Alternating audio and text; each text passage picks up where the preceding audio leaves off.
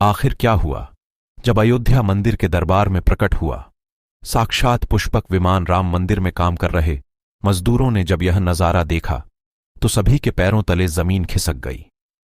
22 जनवरी प्राण प्रतिष्ठा से पहले अयोध्या में इतने बड़े चमत्कार का होना सभी को आश्चर्य में डाल रहा है।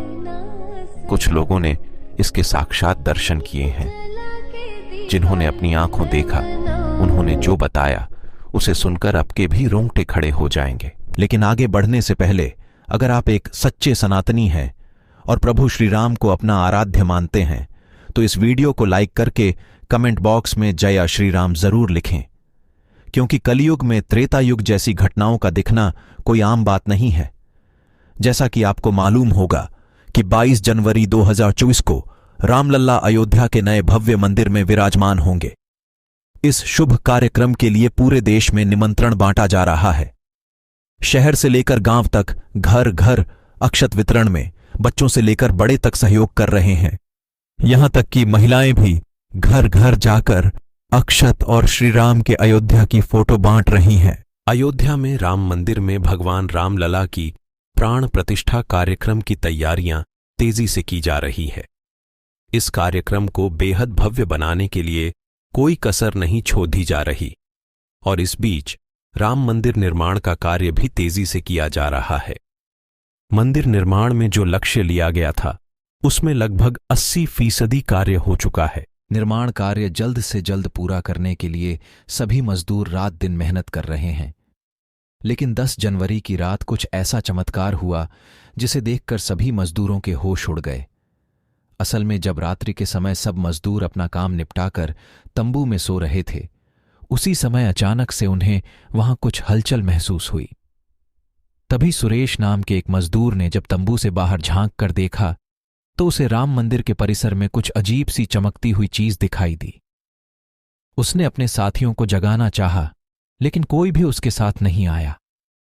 जब हिम्मत करके सुरेश जब राम मंदिर परिसर में पहुंचा तो वहां का नजारा बहुत चौंकाने वाला था, क्योंकि वहां पर उसे एक बहुत ही दिव्य विमान दिखाई दिया जिसका आकार मोर के समान था, जो कि दिखने में काफी सुंदर और तेज रोशनी से परिपूर्ण था और वह राम मंदिर परिसर के पिछले क्षेत्र में उतर रहा था। लेकिन उस विमान को नियंत्रित कौन कर रहा था यह समझ नहीं आ रहा था, क्योंकि उस विमान में प्रकाश इतना तेज था कि सामान्य आंखों से नहीं देखा जा सकता था। लेकिन समझ में कुछ ऐसा आ रहा था मानो स्वयं साक्षात भगवान राम पुष्पक विमान के माध्यम से अयोध्या में उतर रहे हैं। सुरेश ने यह चमत्कार अपनी आंखों से देखा, लेकिन अचानक से वहीं बेहोश हो गया, क्योंकि वह उसके तेज को सहन नहीं कर पा रहा था। और सुरेश जब सुबह उठा तो वह उसी स्थान पर मौजूद था और उसके साथी मंदिर का कार्य पूरा करने के लिए जा रहे थे। फिर भी सुरेश ने सभी को रोककर रात्रि की सच्चाई बताई, लेकिन सभी उसकी हंसी उड़ा रहे थे। लेकिन सुरेश मन ही मन समझ चुका था कि प्रभु श्री राम अयोध्या आ चुके हैं और यह उसके लिए सौभाग्य था कि उसे इतना सुंदर दृश्य देखने को मिला जहां शायद उसने साक्षात पुष्पक विमान के दर्शन किए थे। यानी कि प्राण प्रतिष्ठा से पहले अयोध्या में प्रकट हुआ साक्षात पुष्पक विमान। साथियों, देश के अलग अलग हिस्सों में कई बार अजीब सी आकृति के विमान देखे गए हैं, जिनका संबंध कई बार तो एलियन के साथ जोड़कर भी देखा जाता है। यानी कि अयोध्या में उस रात्रि को मोर की आकृति का विमान देखना वास्तव में प्रभु श्री राम का ही कोई संदेश हो सकता है। लेकिन क्या यह विमान सचमुच में पुष्पक विमान है? इसकी आखिर क्या गारंटी है? इसे समझने के लिए हमें पुष्पक विमान के रहस्य को अच्छे से जानना पड़ेगा।